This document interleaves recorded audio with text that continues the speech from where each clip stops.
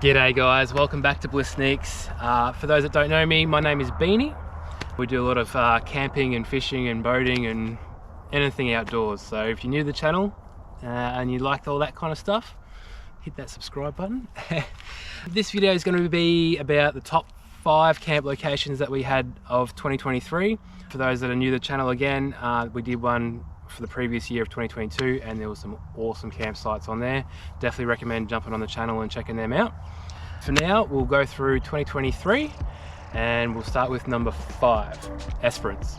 So we went down to Esperance in Christmas time last year, so it was our latest trip that we went on.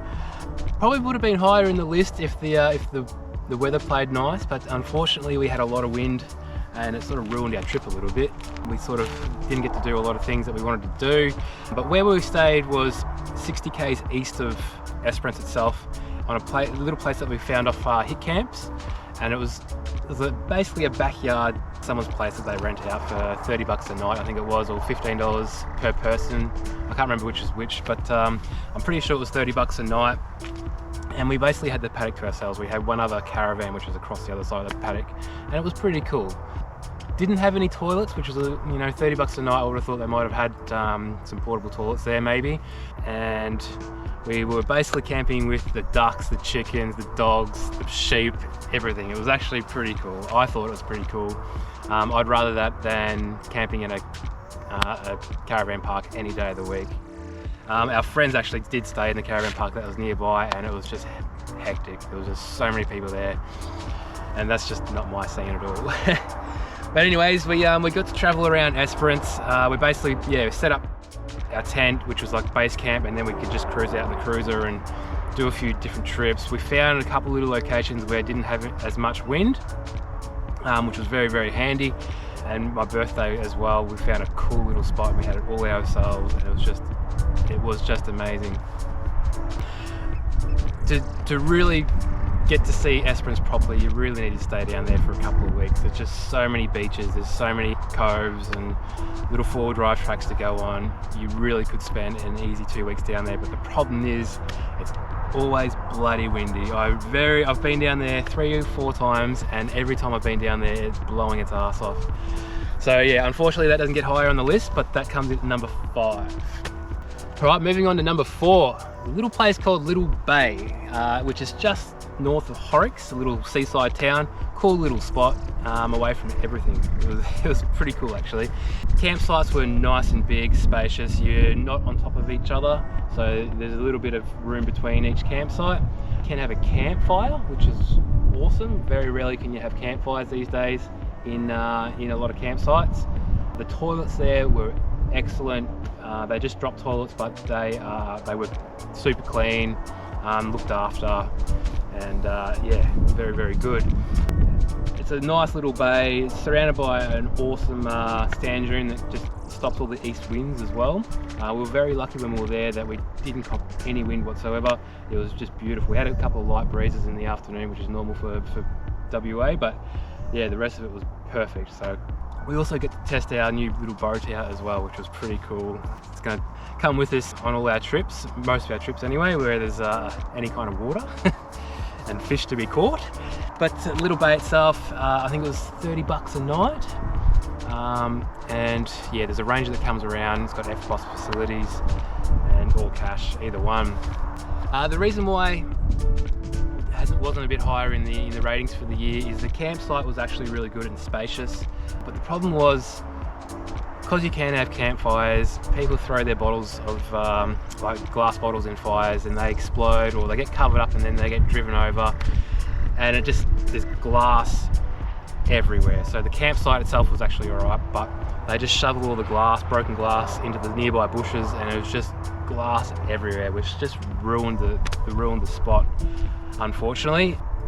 So if they cleaned that up, that would be amazing, and that place would be a bit higher on the list, I reckon. But if you don't mind that, you just sort of turn away and don't even look at it. But if you just look at the ocean and just enjoy yourself at the campsite, yeah, awesome little spot for sure. Okay, on to number 3, a place called Wanagran or Wanagran. I'm still not sure how to say it. It's about 2.5 hours north of Perth. Awesome little campsite.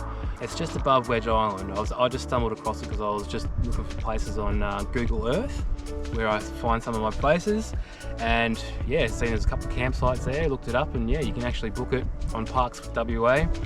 Awesome little campsite. It was super clean. Every single campsite, I think there's like 16 that were there, were all spread out, so you weren't on top of each other. You wouldn't even hear the other people, which was actually really good.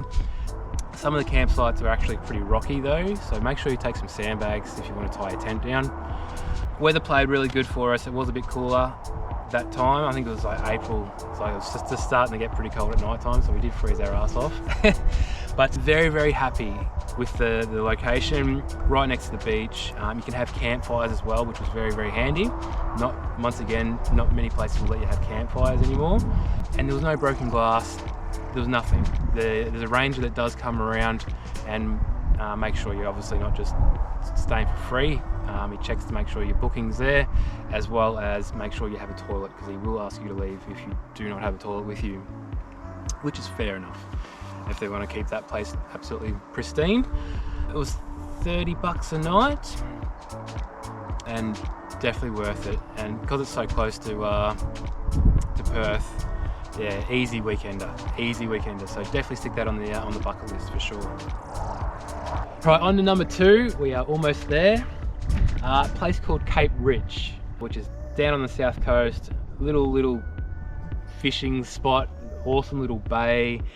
It took us ages to get down there. We've been talking about it for so long because Risey, he knows that the fishing is awesome there.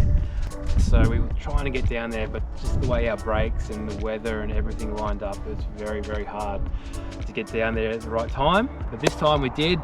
3 days, or 3 nights it was, of just a whole bunch of mates getting together, fishing. There's a nearby river that we cruised down as well, which was just amazing. And we took the boats and the little boats as well, so that we had 4 boats there, 3 cars and tents and everything, and we still had heaps of room in our campsites alone. So just to give you an indication of how big the actual campsites are, there is some smaller ones of course, but there is some very good spacious campsites. There's toilets there which are super clean, and there's also showers there, but it's only a cold water shower, so if you don't mind cold water, it's all good. I think it was, pretty sure it's about $15 a night or $20 a night. Once again, it's all around that area, so I can't remember exactly how much it was, but it's not that much anyway. Once again, campfires were allowed, and which was awesome, because if you caught some fish, come back, cook it on the fire, it was bloody delicious. You don't have to even have a boat or go fishing down there to actually enjoy it, but yeah, definitely recommend taking a boat if you do have one. It is beach launch, so it is a bit tricky. There's a few rocks around there, but definitely worth it. Definitely worth to stick on your bucket list. All right, number 1. We've got to number 1. Drum roll. South Gregory's Francis Perrin National Park in Shark Bay. I just love that whole area. It's just absolutely teeming with life. It's just amazing. The water has always got something going on in there, whether it's dolphins, it's fish jumping, or stingrays, or sharks, or it's just amazing. The plane going over there. So when I got there, I was the only one there, so I had the whole place to myself, which was just amazing. The stars, wasn't a cloud in the sky that night. It was just amazing. And even the next couple of days, I only had 1 or 2 people rock up, so it was just awesome. Flies were extremely friendly, as you can see on the video. All these videos are on our channel, of course, check them out. Once again, it's a book on the internet system where you can just, I think it's once again $15-20 a night. The campsites themselves were super clean, red sand, big and spacious as well. No complaints at all. It was just an amazing spot. I love that area. The toilets were, once again, very, very clean, very well looked after by the ranger. So if you're the ranger watching this, you're doing an awesome job, mate. Yeah, definitely stick it on the bucket list. It is amazing. It's pretty soft sand to get there, so you will need a 4-wheel drive. You won't be able to do it in 2-wheel drive, but definitely stick it on the bucket list. And that whole area, there's heaps there.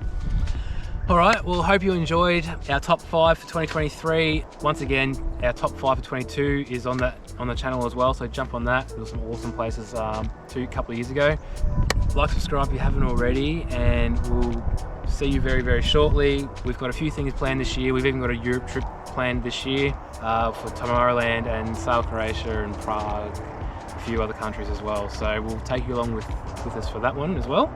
In the meantime, we've got Exmouth coming up, we've got another Shark Bay trip coming up, and I'm sure we'll have a couple other ones in between, and I'm always doing a bit of fishing as well. So I hope you like the mix of the camping, fishing and forward driving part of it.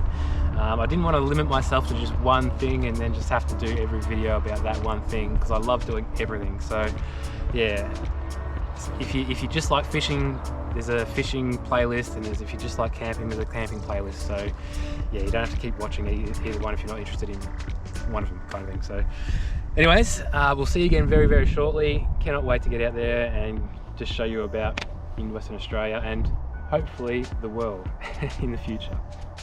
Cheers.